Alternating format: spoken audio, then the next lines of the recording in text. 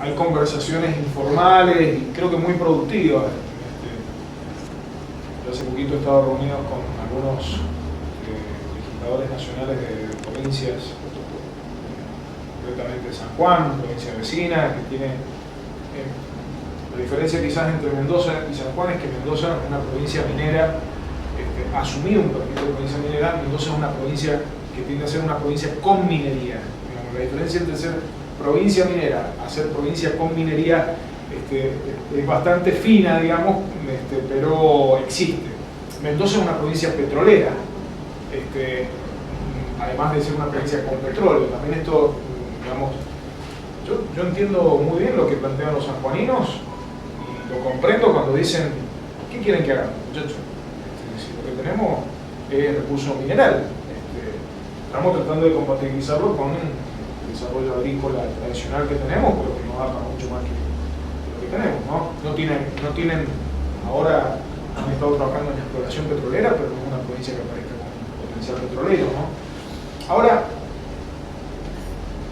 básicamente, en estas charlas que hemos ido teniendo, uno de los temas que surge, primero una referencia clara del kirchnerismo, Fomicruz, Fomento Minero Santacruceño, que ha sido la empresa provincial de Santa Cruz, a partir de la cual la Santa Cruz de Néstor Kirchner y Cristina Fernández de Kirchner desarrolló la minería metalífera, con esquemas, además, de asociación con empresas privadas, porque es muy fácil decir, bueno, hagamos minería nacional. El problema es que la plata la tiene que poner alguien para hacer la inversión y las prioridades a veces son otras, ¿no? Entonces, me parece que lo de Santa Cruz es muy interesante porque lo que pone en valor es el recurso natural. Nosotros preferimos incluso avanzar en otra terminología como bienes comunes. Los bienes comunes de los santacruceños está en cabeza del gobierno de Santa Cruz y no como ocurre muchas veces en provincias en donde a través del mecanismo de descubrimiento, exploración y explotación el recurso termina siendo prácticamente se le reconoce un derecho de dominio al particular, ¿no? Así que bueno, en eso coincidíamos con estos legisladores sanjuaninos en la importancia de que se estudie la posibilidad de un involucramiento también del gobierno nacional, siguiendo algún modelo similar a lo que se ha hecho con ENARSA o algo por el estilo, ¿no? Ahora, yo creo que la discusión no solo pasa por el hecho, acá vuelvo un poquito para atrás, pero no pasa solo por el hecho de decir minería sí, minería no. Digamos, esta simplificación en la que incluso, yo les digo, uno como funcionario público ha tenido la tentación de meterse. ¿De qué lado me pongo? ¿Del lado prominero o del lado antiminero? A mí se me da una situación. Los promineros me trataban de ambientalista y verde. Y los antimineros me trataban de empleado transnacionales de la minería. Entonces nosotros decíamos, y bueno, algo bien estaremos haciendo. No nos ha contado ni el discurso antiminero ni el discurso prominero. Hemos buscado una posición de equilibrio. Es dificilísimo mantener porque las presiones son enormes. El ambientalismo te mete la presión social. Muchas veces esa presión social repotenciada y magnificada por los medios de comunicación, y los sectores promineros te meten la presión mediática, te meten el lobby sobre los funcionarios. Yo, miren, creo no equivocarme en decir que lo que más contamina es el lobby minero, es lo que más contamina, porque en general actúan con un poder de compra de voluntades bastante cuestionable. Es difícil pararse frente a eso también desde un gobierno, porque vos empezás a escuchar de golpe que funcionarios que respondían a una política te empiezan a reproducir algo pasó entre medio, ¿viste? Cuando te cambia el discurso de un día para otro, algo pasó entre medio, y esto ocurre. Entonces, en definitiva, las posiciones que no reducen esto al blanco o al negro, me parece que son las posiciones que apuntan realmente a un desarrollo sustentable de este tipo de actividades. Y lo otro es que creo que lo que nos tenemos que plantear... Ahora, yo soy por naturaleza industrialista. Yo soy industrialista y miro estos procesos desde mi concepción industrialista, una concepción que está basada en el peronismo y en el kirchnerismo, digamos. En ese marco,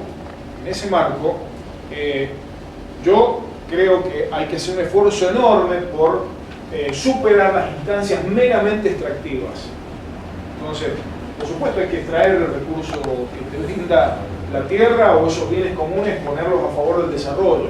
Ahora, si eso no te genera algún proceso industrial, es pan para hoy y muy probablemente hambre para dentro de unos pocos años, ¿no? Así que bueno, yo de todos modos creo que estamos en un camino que es muy positivo.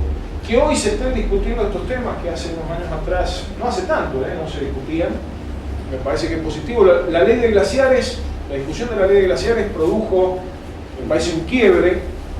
Ahí fíjense, la reacción de las provincias mineras, ¿cuál fue? No a la ley de glaciares. Yo tengo buena relación con Gioja, lo he hablado personalmente con él en más de una ocasión. La posición de ponerse en el blanco o negro respecto de esa ley fue sumamente perniciosa, incluso para el desarrollo de la minería en la provincia de San Juan. Mendoza, ¿cuál fue la posición que tuvo? Nosotros queremos una ley de glaciares. Ahora, queremos una delimitación científica de lo que es un glaciar y queremos una delimitación científica de lo que es un área periglaciar, y no esto de que el área periglaciar iba a llegar un poco más hasta Misiones. No, yo le digo, había mapas que mostraban el área periglaciar y era más de la mitad de Argentina área periglaciar, entonces no podías hacer nada. No solo que no podías hacer minería, no podías hacer actividades petroleras, no podías hacer obra pública, este concepto de no se puede nada. Me parece que en la discusión de la ley de glaciares terminó imponiéndose un criterio de razonabilidad y de predominio de los conceptos técnicos, científicos, por encima de los conceptos más, por ahí, las miradas más de toma de posición política. Y eso creo que fue muy positivo. Y les reitero, creo que hoy estamos en un camino interesante en el cual hay que, con instrumentos muy concretos, ver cómo se va a involucrar de una manera mayor el Estado. Disculpen que me extiendo con un temita más en relación con esta inquietud que vos planteás. El Estado. Los ambientalistas y buena parte de la población argentina dice, y el Estado no tiene capacidad de controlar. Yo discuto ese criterio. Yo creo que el Estado, miren, si el Estado no tuviera capacidad de controlar, estaríamos en una situación en Argentina en términos ambientales calamitosa. Yo creo que no hay una actitud de ponderación respecto de lo que hace el Estado en materia de control. O se dice, el Estado no tiene capacidad para evaluar. Yo también discuto ese criterio. Creo que hay provincias, incluso en algunos casos, desde el propio gobierno nacional, hay que levantar los estándares de exigencia al momento de la evaluación. Pero esto de plantear, no vamos a hacer minería hasta que tengamos los controles suficientes. Lo que hay que hacer es ejercer los controles, digamos, hay que actuar, digamos. Y en esto, por lo menos la experiencia que yo he tenido en Mendoza, que cuando se quiere controlar, cuando hay decisión política se controla, se evitan situaciones complicadas en términos ambientales y sobre todo se evitan consecuencias sociales difíciles para la población, ¿no? Que impactan negativamente en la población.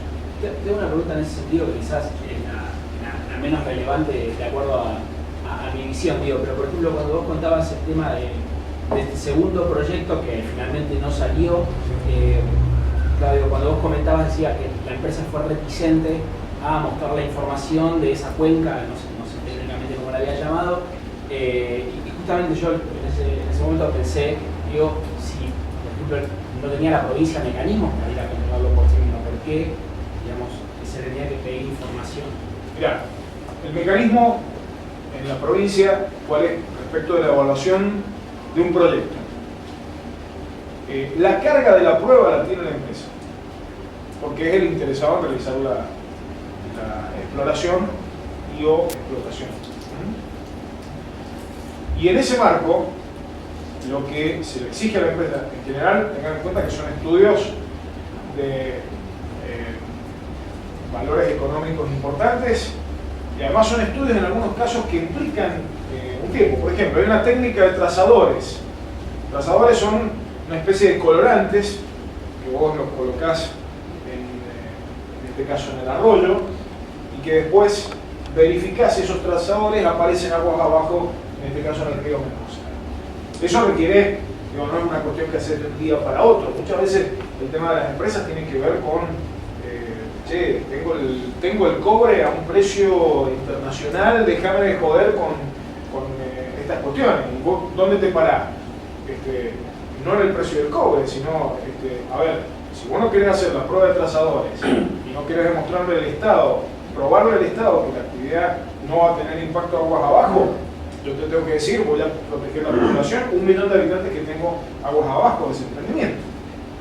Entonces, este tipo de cosas llevan a que, yo creo que es un mecanismo correcto. La carga de la prueba la tiene el proponente.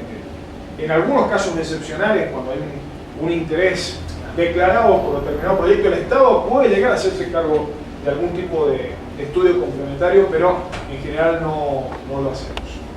No se hace ni en Mendoza ni en ningún lado.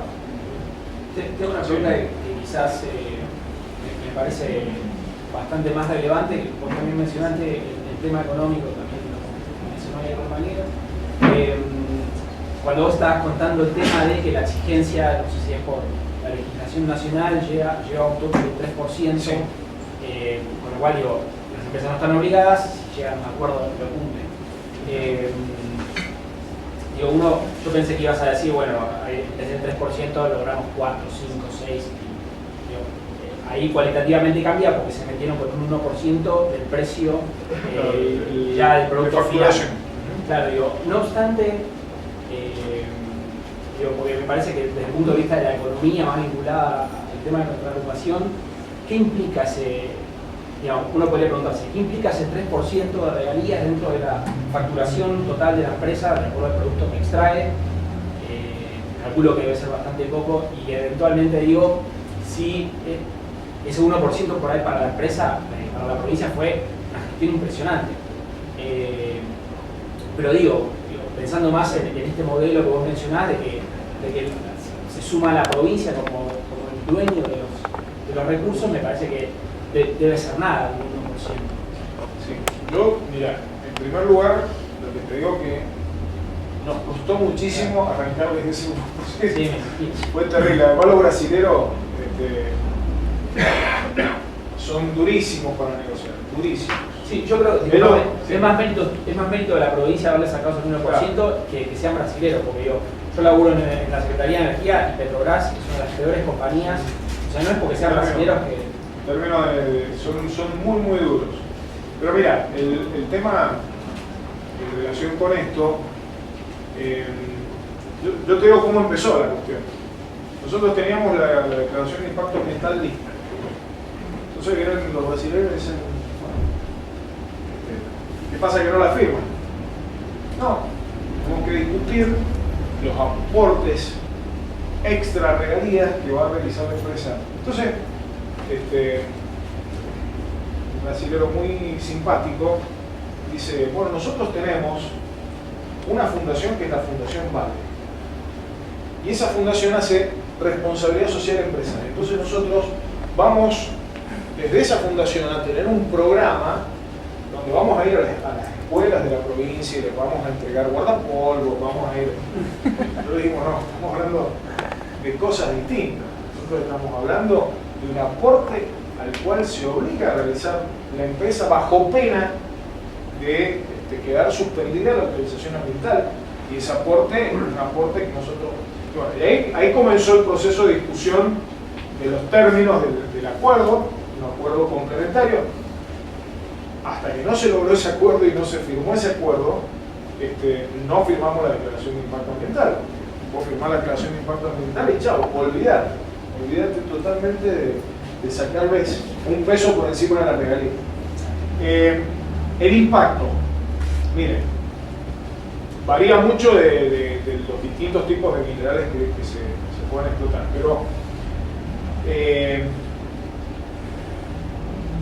general, lo que nosotros terminamos evaluando es que este aporte, que para nosotros era muy significativo en términos de las condiciones en que se desarrolla la minería, son, no sé si exagero con la palabra, pero son insignificantes respecto de las ganancias que estas empresas obtienen. Son muy bajos. Hay que tener en cuenta que estas actividades hacen otros tipos de aportes, retenciones, por ejemplo, pagan, creo que el 5%. 5 valor y 10 al cobre. Ajá, 5 valor y 10 al cobre. 5 valor y 10 al En la cobre. página 12 que pagaban impuesto a la ganancia. Es decir, vi una nota el día en el suplemento cash que no me acuerdo quién era que había escrito, que una consultora privada, no decía quién, sostenía que el reparto de las ganancias era 33% para el Estado, 33% para el pago de salario y 33% para la empresa minera, y se aplicaba impuestos a retenciones, regalía del 3 y el no me acuerdo, 4%, y el impuesto a la ganancia. Yo lo que vi, esto lo decía el otro día Liberty, que hay alguien que está diciendo algo y el otro se contrapone totalmente. Yo he sido secretario de Medio Ambiente de la provincia y nunca conseguí que me quedara claro qué es lo que pagaban y qué es lo que no pagaban, porque el mecanismo que se creó con la ley de promoción mineral, a través de compensaciones, de desgravaciones, es tan complejo que, digo, al final vos decís, bueno, a ver, ¿qué es lo que va a dejar el concepto de regalías a la provincia? ¿Cómo vamos por encima de esto? Y confiemos en que el aporte que le hacen al gobierno nacional vuelva en obras, en educación, en salud, en hospitales, en lo que necesitamos los mendocinos y los sanjuaninos. Pero la verdad, son tan complejas las cuestiones que yo creo que requiere un análisis muy serio respecto de esos aspectos. Con el agravante. Mi impresión es que lo que dicen pagar por un lado lo dejan de pagar. Pero bueno, es un tema que hay que profundizarlo, no es mi campo el de lo tributario, digamos, eso requeriría un análisis mucho más desmenuzado. No, iba a agregar que además con el agravante que se paga por declaración jurada. O sea, la empresa tributa después que la carga llegó a destino y el destino se certifica que efectivamente ese concentrado, en el caso de la minería metalífera, porque no es oro puro, sino lo que se extrae es una mezcla con sustancia, cuando llega a destino certifica cuánta cantidad de metal había y eso es lo que después la empresa le declara al fisco y en función de esa declaración paga. ¿Sí? Entonces, digamos, tiene todo un agravante. Lo mismo pasa con Para el petróleo. la decisión política sea un poco más fuerte, tu opinión personal, ¿considerás que tendrían que volver a la nación y no quede en la provincia? Mira, yo... A tu opinión, sí. no, Sí, pero te lo digo... sé que juega el tema de la provincia. No, te lo digo, yo creo en las autonomías provinciales. El gobierno nacional cree en las autonomías provinciales. La presidenta ha manifestado, mire, un tema va por otra línea del análisis, pero a nosotros nos critican por ser un gobierno centralista. Yo les digo en términos fiscales nomás, pongámonos a comparar los aportes que realiza el Estado Nacional a las provincias en diversos conceptos. No solo, la coparticipación no la creó como está el kirchnerismo. La coparticipación que tenemos hoy es un régimen heredado de muchos años y que tuvo su último toque mágico en el Pacto de Olivos, en el año 94, en donde a algunas provincias, por ejemplo, se le dio el doble de coparticipación per cápita que a Mendoza, siendo provincias que están al lado de la nuestra, ¿no? Yo sostengo que el gobierno de Néstor y de Cristina han sido gobiernos profundamente federales y con un respeto por las autonomías provinciales mucho mayor a los que tuvo el menemismo, el belarrudismo o el dualdismo. Fíjense, les doy un ejemplo. En la época de Menem se hablaba de la inviabilidad de las provincias. Había que borrar de Jujuy porque era inviable, Formosa porque era inviable, y había que regionalizar. Digo, si si eso es más federal que lo que nosotros estamos viendo hoy, no sería así. Con respecto puntualmente a lo que vos planteás, yo entiendo que los recursos naturales son dominio originario de las provincias. Está constitucionalmente establecido y yo estoy de acuerdo con ese criterio, un criterio federal. Lo que no quita es que hayan estrategias de asociativismo nacional-provincial para la explotación de determinados recursos naturales. Yo creo que es muy bueno que se hayan revertido las áreas petroleras a las provincias. Entre otras cosas porque esto ha tendido a la habilitación de nuevas áreas de exploración, la generación de condiciones también de apertura del juego a otros jugadores que antes no intervenían. Bueno, con el tema minero yo creo que pasa por ahí también reconocer el dominio que tienen las provincias y darse estrategias de trabajo conjunto. Un ejemplo que nosotros tenemos en Mendoza, que en su momento va a ser desarrollado, va a generar tensiones y habrá que ver si somos capaces de superar esas tensiones y conflictos sociales y políticos que se generan, es el proyecto de Sierra Pintada. Sierra Pintada es la mayor mina de uranio de la Argentina, está en el departamento de San Rafael, Mendoza. Y hace, desde la dictadura militar, que por desmanejo de parte de la CONEA o Argentina militar, eso está parado. Hoy Argentina es un país importador de uranio cuando tenemos la posibilidad de explotarlo acá. Lo que no se hizo bien en su momento ha trabado la posibilidad de explotación en este momento. Bueno, ¿qué es lo que está planteado ahí? Asociación entre CONEA, la empresa provincial de energía, energía, minería y hidrocarburos que Mendoza debería tener y todavía no tiene, la posibilidad también de capitales privados, pero con una fuerte presencia del Estado Nacional de las provincias. Me parece que ese tipo de modelos pueden funcionar. Y pensemos en el caso uranio, Argentina tiene un plan nuclear argentino que tiende a la generación de energía nuclear y hoy no lo puede, o sea, está limitado su desarrollo. Estamos construyendo centrales nucleares, ¿no? Hace mucho se habilitó Atucha. Y bueno, tenemos la materia prima y no la explotamos.